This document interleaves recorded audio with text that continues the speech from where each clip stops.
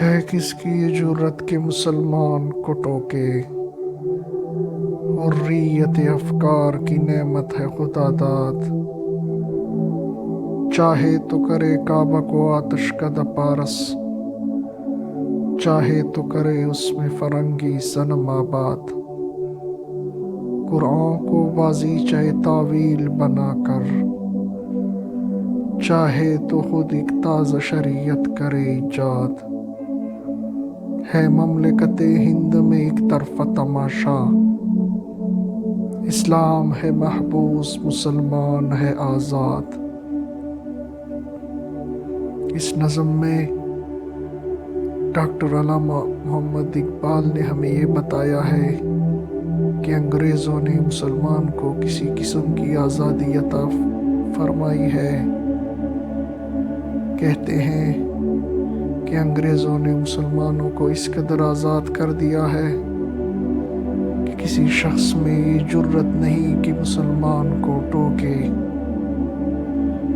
مثلاً کوئی شخص کسی مسلمان سے یہ دریافت نہیں کر سکتا کہ تم نماز کیوں نہیں پڑھتے، روزے کیوں نہیں رکھتے، زکوٰۃ کیوں نہیں دیتے، شراب کیوں پیتے ہو، جوا کیوں کھیلتے ہو۔ الغرض ہر مسلمان حریت افکار کی نعمت سے مالا مال ہے۔ مثلاً اسے پوری آزادی ہے کہ اگر اس کا دل چاہے تو وہ مسجد کو آتش کدہ بنا دے، یا اسے گرجا میں تبدیل کر دے، یا اس میں کسی انگریز کا بت نصب کر دے۔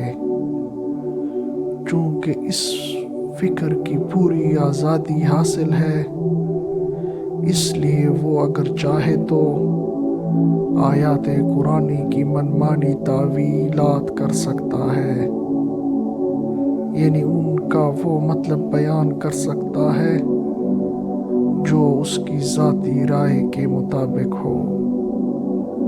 انگریزوں نے اس حد تک آزاد کر دیا ہے کہ اگر وہ چاہے تو نبوت کا دعویٰ بھی کر سکتا ہے اور نئی شریعت ایجاد کر سکتا ہے۔